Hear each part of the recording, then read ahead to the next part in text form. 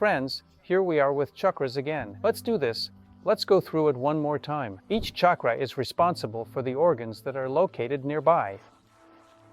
If we translate this somehow into the language of physiology, into the language of science, there are certain plexuses, ganglionic plexuses, that is, the interconnections of the nervous system with the circulatory system. There, at these plexuses, there are certain glands that can generate almost any hormone, paraganglia, and so their concentration. The solar plexus, well, there are other plexuses as well. The projection of the energy chakras onto the physical body is represented by these ganglionic plexuses, these magical nodes where the chemistry generated by these ganglia can be injected into the blood in large quantities, such as in times of stress, and also during relaxation. This, in turn, changes a person's state, alters their perception of the world, and affects how they feel about themselves in relation to other people or, in general, their environment.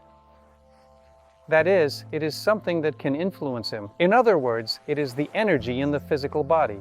This is how it works. Accordingly, the nearby organs around the chakra, around this plexus, around these nerve nodes, are the organs that depend on this chakra. In other words, when we talk about the first chakra, it primarily relates to the reproductive system and the urinary system. This is what is primarily associated with the first chakra.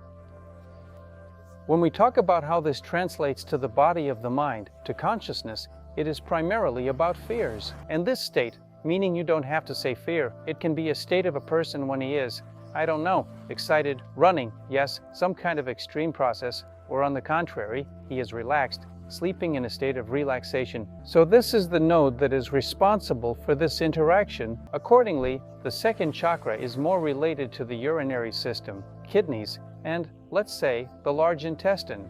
This is the very knot that is responsible for these aspects. If we talk about the body of the mind, it is mainly and predominantly anger. This is the blockage of the umbilical cord of the lineage, which always generates a certain kind of anger, such as, for example, a deep-seated, lingering anger. If we say that these shifts to the left or right, for example, from the first chakra represent certain states, as I mentioned, they can indicate heightened activity or, conversely, sleep. When we talk about the second chakra moving left and right, it represents a state of acceptance or rejection, the processes that occur. Accordingly, as we proceed higher, yes, here we have the solar plexus, which is like the fire of digestion. I believe that the social aspect is definitely tied here. Personal power, self-confidence, and so on. That is, when we talk about organs, we mean the liver, gallbladder, spleen, pancreas, the stomach, the small intestine. And a little bit of this may also extend to the lungs. Here is the sphere of influence of the third chakra. This means that if a person takes on a job, some work that they cannot handle, it indicates problems with the stomach. A person seems to be very angry, with a lot of this bile, which means there are stones in the bile ducts. That is, a person who does not accept the world, disagrees, and constantly argues. Bilirubin, liver, something like that. He is distrustful, closed off, and constantly feels that there is a catch, as if someone is trying to deceive him or intrude on him. The pancreas and spleen, look here, it's actually the pancreas. When everything there transitions into diabetes and other issues, it is often related to entities, for instance, strong ancestral entities, and they are not always negative. Well, that's a separate story. That is, the third chakra is personal power, it is social status, yes, it is strength, it is authority. If it is blocked, of course, it relates to anxiety. Something is wrong, something is wrong. Something needs to be done. I don't know what to do, but something needs to be done. So, it's like a tremor. Moving on to the fourth chakra, it is still about knowledge. The heart truly knows. It either knows or is closed, feeling nothing. It does not feel, does not know, and has no response. What else can I say? Well, this is the heart. This is the heart itself. This is the lungs. Yes, this is the network of the lungs. The lungs are actually a very complex and serious organ, which can also be considered a large chemical laboratory in the human body. The lungs can indeed synthesize almost any hormone, and just like these plexuses, it also has a significant influence on the endocrine system and the way a person breathes, conscious breathing. Observing the breath, such as deeply, is the first thing that can provide a key to accessing the subconscious. From consciousness to the subconscious, just as this door works for the lungs, in the sense that if you pay attention to your breathing, you immediately control it. If you forget about it, it happens on its own. It is governed by the subconscious. This switch, it works in reverse as well. That is, if you consciously observe your breathing, it becomes easier to access the subconscious, yes, through conscious breathing. There are many various techniques and different methods, and more. An obstruction of the heart chakra most often leads to panic attacks and a feeling of having no reason to live, it seems like. The loss, let's say, of a certain balance. Here are grievances, these internal self-flagellations, yes, self-pity, something of that emotional nature, yes. So most often it is on an emotional level. In fact, the fifth chakra, yes, indeed communication is again, if we are talking about organs, it is still the thymus gland, parathyroid glands, and thyroid gland, meaning the throat and their ability to synthesize the hormones they produce. Here, in fact, there is a very complicated knot. The whole head, as they say, is indeed on our neck. And all these mental processes are very burdensome. They really need to be managed. The muscles and ligaments are in such a state that in some places you need to feel to ensure that there is always tone, while in other places you need to know how to relax. Yes, if we talk about the interaction, about this energetic work in life, then a blockage in the throat often leads to a problem with making choices. It becomes difficult for a person to decide whether to go right or left, red or green, with sugar or without sugar, right or wrong, should or shouldn't. It is indeed challenging. If it continues to shift left and right, it means there is some egocentrism involved. That is, a person thinks things like, I will do it this way, I am like this. This is how I am, meaning personal beliefs about oneself. If the blockage is more on the left shoulder, then it relates to desire, lust, and certain dependencies. Shopping and other games of consumption. So it's kind of the left shoulder. So here you have the body of the mind, right? When talking about thoughts, yes, about what might be going through a person's mind during moments of blockages, I have described to you approximately, yes, there is anger, and then there are grievances. When we talk about the lower chakra and the upper chakra, yes, the head, it's not about thoughts. It's not about thoughts, it's about the state. So here, most often, it's a state of shock and fears. And if we talk about the lower part, if there are some blockages going up, then there can be visions of various kinds, images, some internal visions. In other words, most often it is actually a block. These are problems that exist within the mind. Most of the people who see, actually, you understand, that is, people with issues inside their heads, which can later manifest as various tumors or something unclear, disturbances in a normal state. A person sees nothing. He clearly sees what he sees with his eyes. All these images are, so to speak, the system working in a hyperactive and highly overactive mode. In order for the system to function properly in a highly efficient and hyperactive mode, it needs to be elevated to a new level. To elevate the entire system to a new level, it is essential to understand that significant work must be done primarily on the lower chakras, as they provide energy to the upper chakras. This nourishment, as if it were a life force, rises up to the head, and it is there that images are born, and knowledge is born. If the lower chakras are not worked through, it often indeed leads to distortions, and thus a person sees their own wants and desires, instead of perceiving the reality accurately. The vision and the question of perception is a separate story that I most often reveal during retreats in our classes, where I talk in more detail about how to distinguish one from the other, how to differentiate between the good and schizophrenia, because not every vision is what one needs. or what a person should truly strive for with us in greater detail. Sometimes it is better not to see, but to feel and know. When a person feels and knows, there is often more meaning. It is about perception. Yes, there is real clairvoyance. There is a certain ability for people to see, so to speak, situational sequences, to see what will happen specifically, how it will happen, and so on. But it is also important to understand that these situational sequences can change, regardless of whether a person has seen something there or not. Therefore, we actually observe that people, indeed Nostradamus and others, sometimes make mistakes in certain things. So, friends, here are the chakras. It is important to understand that these are actually, in essence, essentially just energy centers, simply centers along the axis of a person, which distribute energy and vitality to nearby organs through their breath and potential. When we talk about the upper chakras, we are referring to the head and mind and spirit.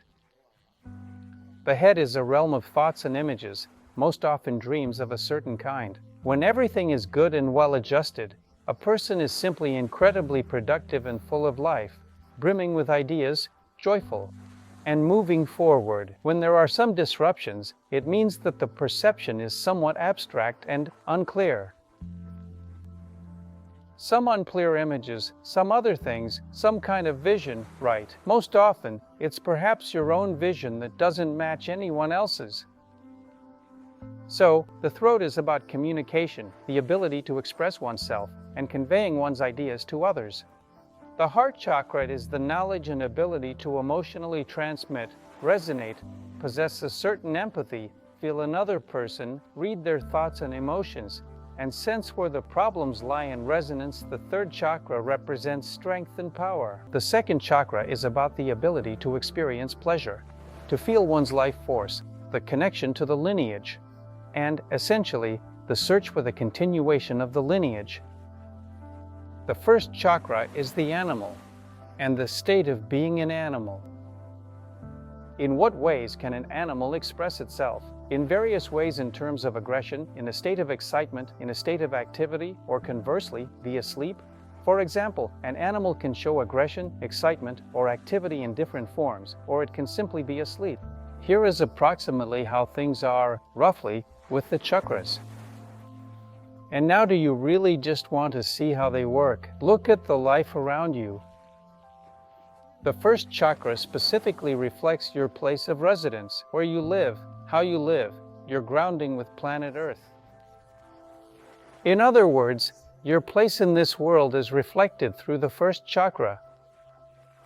That is, you are exactly where you feel at home. The state of your home reflects the condition of your first chakra inside. It indicates the order and organization present there. That's how it is. Accordingly, the second chakra, yes, it most often expresses itself in relationships.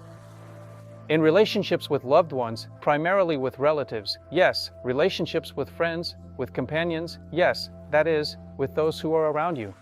Relationships, the ability to communicate and the enjoyment derived from that communication. If any communication is tense, if any communication is confrontational or aggressive, then, accordingly, there are likely issues related to the second chakra. Anger, something needs to be done with the ancestral cord. Something needs to be done to cleanse the energy that flows into the abdomen.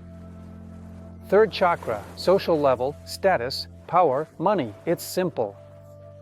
Look at the balance of the wallet. This is the volume of your third chakra. In other words, you don't need anything there, some kind of energy. You are working. So you're working, you got promoted. Your three chakras have expanded. It's like from there to here, and from here to there. That's how it is. This means you have started to feel more confident in social situations, indicating that the structure of your third chakra has changed. There is no need to delve into the chakra. Work specifically within society. That's it. And you will be working with the chakras. Work on making it enjoyable for you to communicate with other people. This is how you will work on the second chakra. Work on making yourself comfortable at home, so you feel calm and free from panic, stress, or the urge to run away. So, you are working with the first chakra. It's really that simple. There are just problems. You can't express yourself. You can't say what you mean properly. Well, you could take a public speaking course, for example. I haven't been, of course, but they say it helps many people. Well, it means you are definitely working on the throat chakra. That's indeed how it is. The heart doesn't respond, but you should also go somewhere for classes or try to feel. Put yourself in someone else's shoes. Understand emotional processes, sensations, reevaluate yourself, and ask why I feel so hurt and why I position myself this way. So, activate the fourth chakra, work with it in some way.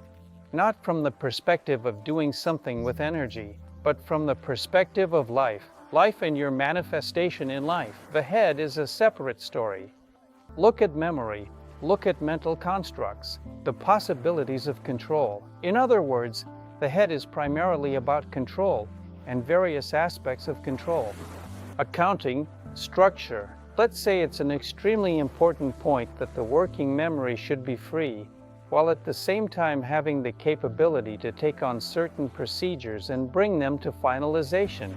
A very important point is to see things through to the end. That is, you take on a process, any process, and you commit to leading it. If you didn't finish it, it got stuck, and it's consuming resources. 2, 3, 4 tails have been hung up, which consume resources, and it's already hard for you. The fifth task is already harder to take on because these 4 are consuming you. It needs to be completed. Because if there is a tail left, I call it that, yes, which hangs, problematic, it consumes energy, it consumes mental resources. The most terrifying thing that can happen is when there are 10,000 unfinished tasks hanging over your head, and they keep draining your resources. There is no impenetrable darkness, so to speak, in any way. All of this immediately affects a person, or it can lead to some panic moods where life seems all bad, and everything is terrible, and there's nothing to be done, and it feels like nothing can be changed anymore. We will all die anyway. What's the point of it all? I mean, it's something like that. Because without energy, there is no possibility to build things that are essential for and necessary to achieve and maintain a state of overall well-being and provide satisfaction. To build those structures and endeavors and affairs whose resolution brings spiritual satisfaction. You built and built and built, then you turned around, and there it stands, you're building. The child was raised, and then he came to school, and there it is, the satisfaction. Yes, here's the diploma. He graduated from college. What a beauty. He finished school. Yes, wonderful. The work you do that yields a positive and meaningful response, that gives you a deeper and clearer understanding that your efforts were not in vain, and that you see it actually brings significant and tangible benefit to others. Maybe it's not necessary for you, for society. 2, that works. Very good. Helped someone. Someone feels better. It got better. Wonderful. So, this is how these chakras work. In other words, everything actually functions in manifested matter. All energy, all information, it is about manifested matter.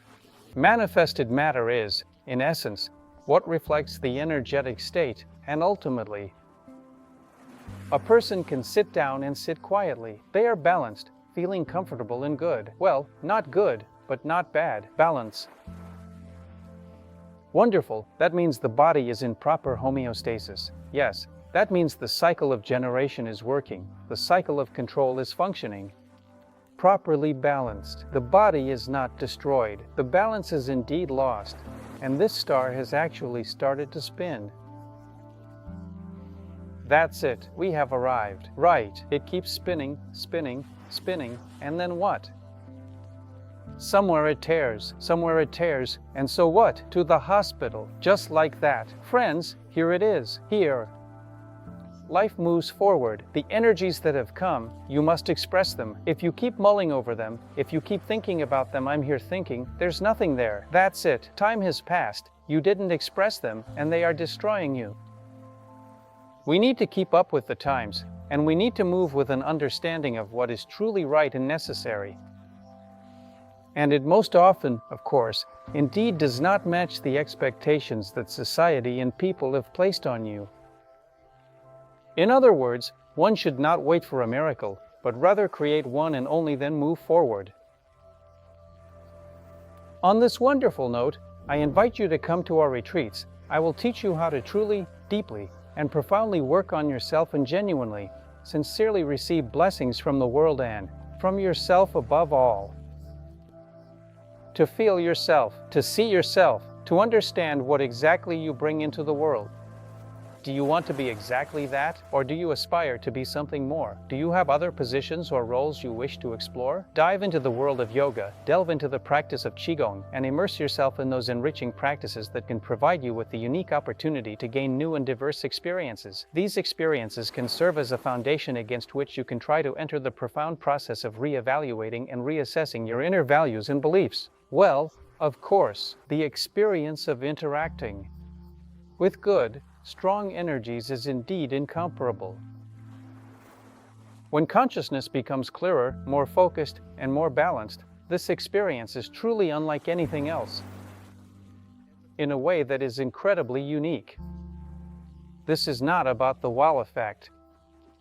It's not about some kind of shock therapy. On the contrary, it's about how to come to your true self. And this can only be understood through practice, only at the level of personal sensations. It's pointless to talk about it, so I will say it again. I look forward to seeing you at the retreats. Thank you all. Work on your chakras.